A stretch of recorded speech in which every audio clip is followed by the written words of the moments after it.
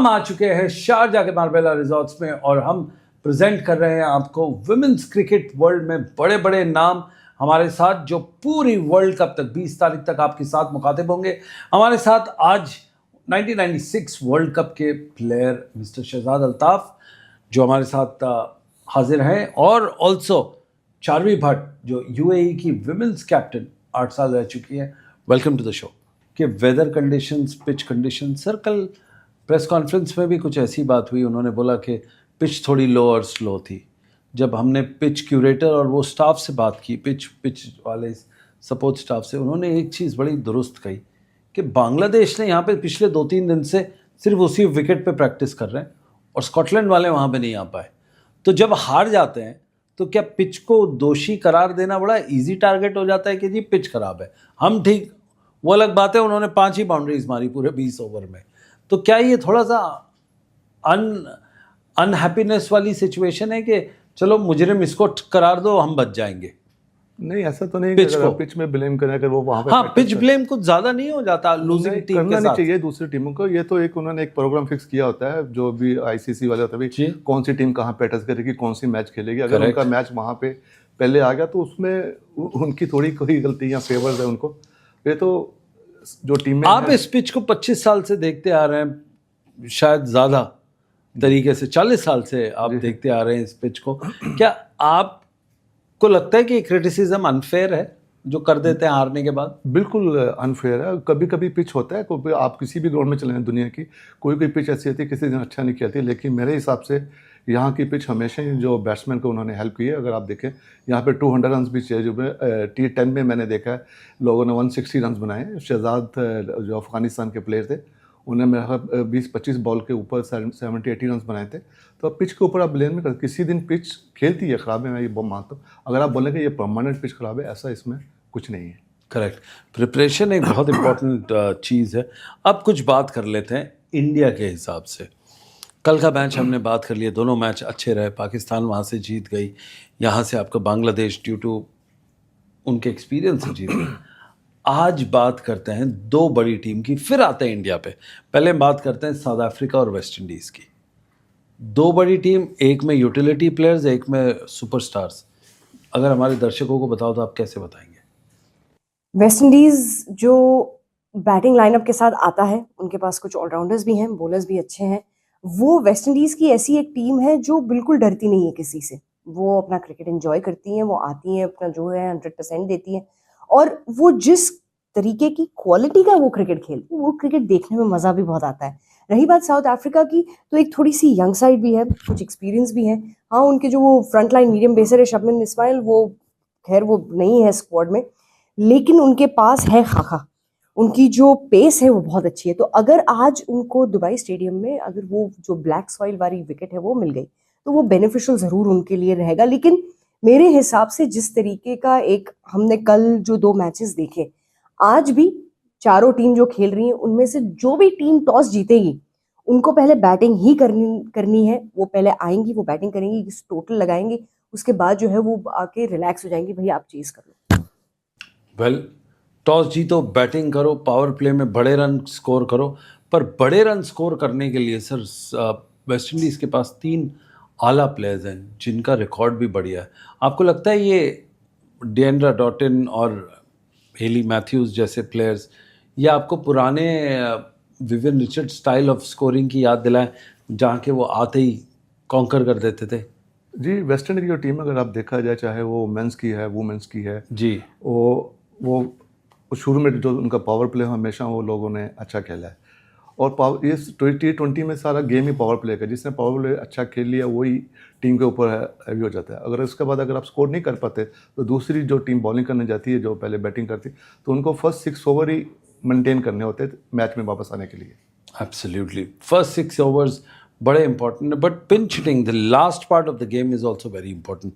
आप उसके ऊपर कुछ बताएंगे? लास्ट के जो कुछ ओवर्स होते हैं, अगर आप पहले बैटिंग कर रहे हो तो लास्ट के कुछ 3 ओवर्स का अगर हम एक वो टाइम फ्रेम ले लें, तो 3 ओवर्स में T20 में हमने एक ट्रेंड देखा है, वो 3 ओवर्स में जितने रन बन जाते हैं उतना वो डिफरेंस हो जाता है। करेक्ट। कि उतने रन का या तो आप हार गए उतने रन से, या तो आप उतने रन से जीत गए। फातिमा सना का कुछ ऐसे ही बात थी, जितने उन्होंने क्विक स्कोर किए, क्या वही डिफरेंस था जैसे कल हमने देखा? बिल्कुल, वो चमारी अटापट्टू का एक ओवर था जहां पर 3 चांसेस जो थे वो मिस हो गए, करेक्ट, और वो 3 में से 2 चांसेस फातिमा सना के थे। करेक्ट। तो वो जो उन्होंने वो ओवर में जो कुछ एक्स्ट्रा रन बनाए। हाँ 7-8 रन जो एक्स्ट्रा बने हैं उस ओवर में, वो एक बड़ा डिफरेंस हो गया।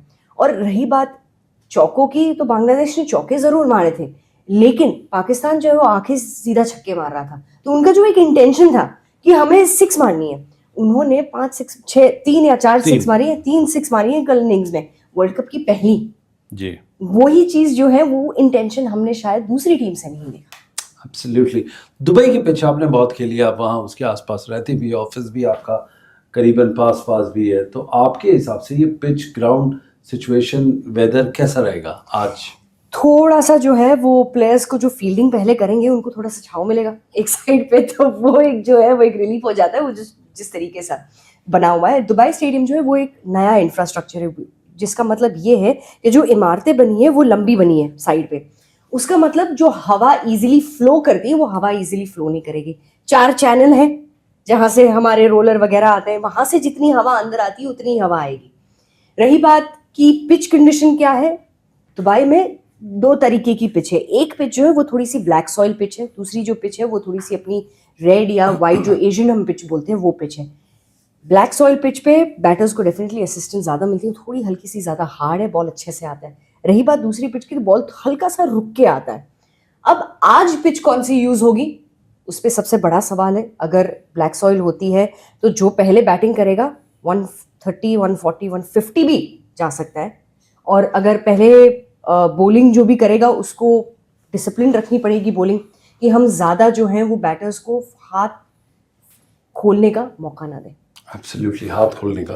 बट आपके बैटिंग लाइनअप में शिफाली, स्मृति, हरमन, ऋचा घोष और जमीमा हो, तो आप उस बैटिंग लाइनअप को देख के एज एन ऑपोजिशन कैसे रिएक्ट करते हैं? अगर इस विषय में बात की जाए तो सामने न्यूजीलैंड है जिनके पास एमिलिया कर है, जिनके पास लिया तहूहू है, जिनके पास सूजी बेट्स और सोफी डिवाइन भी आके थोड़ा सा हाथ घुमा लेती है। अगर उस टाइप का उनका वो है तो वो थोड़ा अग्रेसिव बॉलिंग करने में ज़्यादा मानती है जो न्यूजीलैंड की बॉलर्स हैं वो। रही बात इंडियन बैटिंग लाइनअप की, तो उनको ये देखना है कि विकेट आसानी से नहीं देना है, आपको शायद इजीली 4s या 6s भी नहीं लगेंगे, तो जो बीच के जो सिंगल्स हैं और जो डबल्स हैं वो आपको मिस नहीं करने। कल जो शायद स्कॉटलैंड ने बहुत मिस किया और श्रीलंका ने भी बहुत हद तक वो मिस किया कि वो उन्होंने बस सिंगल्स में ही सेटल हो गए। वो ट्राई नहीं किया कि हम 2 भी लें और कभी अगर मौका मिले तो हम 3 भी चुरा लें, क्योंकि आपको पता है कि बाउंड्रीज इतनी आसानी से नहीं मिल रही है। तो वो चीज़ जो है वो इंडिया शायद ध्यान में 100% रखेगी। सो टॉकिंग ऑफ बाउंड्रीज, कल के मैच में श्रीलंका ने 75 गेंदों तक कोई बाउंड्री हासिल नहीं की। 8 ओवर के बाद कोई बाउंड्री उनसे लग नहीं पाई। आपको लगता है ये ऐड प्रेशर भी करता है और बाउंड्री के चक्कर में ये अपने सिंगल डबल भी खो देते हैं, तो इससे बचना पड़ेगा? नहीं, जैसे वो जब चुमारी जब आउट हुई तो श्रीलंका एकदम कोलैप्स हो गया। फिर अगर आप देखा जाए पहले 4 ओवर में 25 रन कर लिए थे, इतना बुने 5 ओवर में तो ठीक जा रहे थे। जैसे ही उनकी चुमारी का उन्होंने, उनका रन रेट एकदम ही डाउन हो गया। जैसे रन अब जाते जाते 7, 8 में आखिर में 9 तक भी पहुंच गया, 10 तक पहुंच गया। जब वुमेंस के अगर आप रन रेट इतना बढ़ जाए तो उसमें वापसी करना बहुत मुश्किल हो जाता है। तो इसलिए जो अगर आप शुरू में जैसे बीच इसने बोला चार्वी ने कि जो सिंगल्स डबल्स बहुत इंपॉर्टेंट होते हैं, अगर आप सिंगल्स को कन्वर्ट नहीं करते 2 में या 2 को 3 में नहीं करते तो आप ये मैच नहीं जीत सकते। वेल, एक बात और हमको आपसे पूछनी है कि सिंगल्स और डबल्स की बात तो दुरुस्त है, रन्स की भी वो लेना ठीक है, बट ये जो विकेट कीपर है, ये क्या आपको लगता है हमारे पास एक आला दर्जे का ऋषभ पंतिश स्टाइल का कीपर है ऋचा घोष? वो विकेट के पीछे अच्छा करती है, बहुत डायनामिक है, मूवमेंट की अच्छी है, और वो विकेट कीपर ऐसा होना चाहिए जो फियरलेस होना चाहिए। ऋचा घोष ऐसी है, फियरलेस है, कंडीशंस को अच्छा पढ़ लेती है और कंट्रीब्यूट भी उतना ही अच्छे से कर लेती है। और उनका एक चीज़ जो है हमने मैच के दौरान हमेशा देखा है कि उनका एक आई कांटेक्ट जो वो कैप्टन के साथ बना के रखती हैं वो बहुत अच्छा है। तो वो उनको पता है कि विकेट के पीछे बैटर क्या कर रहा है और किस तरीके के शॉट्स खेल रहा है। वो एक अवेयरनेस ऋचा घोष के पास बहुत है। और उनकी एक बहुत अच्छी बात है, अगर इंडिया पहले बॉलिंग करती है 1%, तो वो पिच को बहुत अच्छे से रीड कर लेंगे, क्योंकि वो प्रिपरेशन वो अपनी बैटिंग की पहले से ही कर लेती हैं कि मुझे आना है, ये पिच ये कर रही है तो मुझे इस हिसाब से बैटिंग करनी है, और ये चीज़ हमने उनकी गेम में काफ़ी बार देखी भी है। सर आपने चमारी की बात की है, बहुत अच्छा खेलती है, आला दर्जे की प्लेयर है, बड़ा बड़ा नाम है। आपको लगता है उसके बनस्पत इंडिया के पास 5 मुख्तलिफ मैच विनर्स हैं, इससे इंडिया थोड़ी सेफ है एज कम्पेयर टू श्रीलंका कि अगर चमारी गई तो मैच खत्म? नहीं नहीं, इंडिया की जो टीम है बहुत एक्सपीरियंस टीम है। अगर जैसे अभी चारवी ने नाम लिए प्लेयरों के, वो बहुत एक्सपीरियंस प्लेयर है, और ये इंडिया की टीम आज से अच्छा नहीं खेल रही, बहुत टाइम से वो अच्छा खेल रही है, हर टीम को टफ टाइम दे रही है। अगर आप आने वाले 3-4 साल में देखो तो इंडिया की टीम ने बहुत इंप्रूवमेंट आई है खास वुमेंस टीम के अंदर। तो ऐसे अगर देखा जाए पाकिस्तान टीम भी आहिस्ता आहिस्ता में उसमें इंप्रूवमेंट आ रही है। जी बिल्कुल, पाकिस्तान टीम के पास जिस तरह से इम्प्रूवमेंट आई है, 9 प्लेयर्स जो थे वो नए आए इनके पास, जो इन्होंने रिप्लेस किए फॉर सम रीज़न और दी अदर। कप्तान भी अपना रिप्लेस किया, बिस्मा मारूफ गॉट मैरिड एंड उनकी अब बेबी भी हो गई है, तो वो एक अलग उस पर आ गए। टेक अ स्टेप बैक, इस मैच के अंदर अगर इंडिया को खेलना है तो कैसे आगे बढ़ के कीवीज को हैंडल करना है, क्योंकि इंडिया उनसे 4 बार जीती और वो 9 बार जीता है। इंडिया का डिपेंड करेगा सारा जो होगा वो कॉम्बिनेशन पे, कि वो कौन से प्लेयर्स को आज खिलाते हैं और कौन से प्लेयर्स को नहीं खिलाते हैं। उनके पास चॉइसेस काफ़ी हैं। बहुत बढ़िया। कुछ जो प्लेयर्स को वो इन स्क्वाड में इंक्लूड किया है, सजीवन सजना एक है, आशा शोभना एक है जी। क्या आप दोनों को मौका देते हो या सिर्फ एक को मौका देते हो? वो एक सबसे बड़ा सवाल है। करेक्ट, आप दोनों को दे सकते हो, लेकिन आपके पास उसके साथ साथ वो कॉम्बिनेशन बनाने में आपके पास एक्सपीरियंस भी है। लेकिन न्यूजीलैंड जैसी टीम को अगर आपको हराना है तो आपको चाहिए आपके साथ तजुर्बा, और शायद वही चीज़ को लेकर इंडिया आगे उनका जो प्लेइंग 11 होगा वो एक्सपीरियंस के हिसाब से वो चूज़ करेंगे। वेल, प्लेइंग 11 एक्सपीरियंस के हिसाब से चूज करेंगे। आपकी क्या प्रेडिक्शन है? हम लास्ट सेगमेंट पे आ गए, क्रिकेट प्रेडिक्टर, जहां हम एक्सपर्ट से उनकी राय पूछते हैं। आपकी आज की क्या प्रेडिक्शन है? मेरे हिसाब से जो पहला मैच है साउथ अफ्रीका वेस्ट इंडीज, वो भी बहुत तगड़ा होने वाला है, लेकिन शायद वेस्ट इंडीज का हाथ हल्का सा ऊपर रहेगा। और रही बात इंडिया और न्यूजीलैंड की, तो वहां पर बोलना बड़ा मुश्किल है। वो 50-50 मैच है, बहुत अच्छा मैच होने वाला है। शहजाद साहब बिल्कुल सही बोला, चारवी ने जो बोला मैं भी देखिए, जो आपने उसी को वो बोल दिया जैसे एक फेमस सरफराज की कोट थी, कॉपी कर लो और पेस्ट कर लो।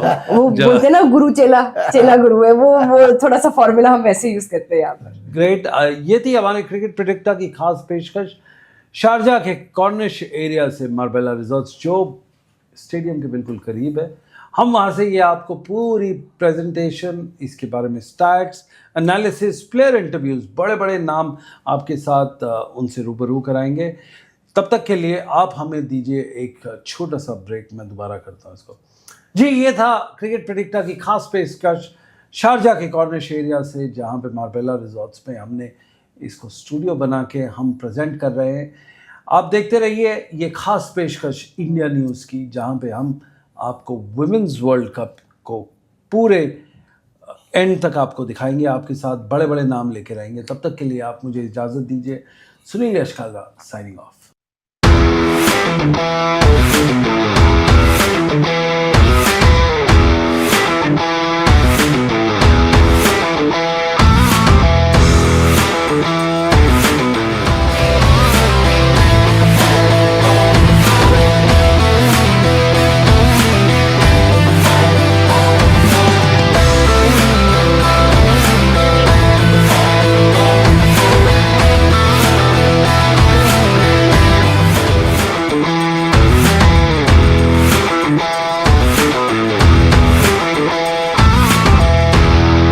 सर आप बहुत लकी हैं कि आपके बेटे ने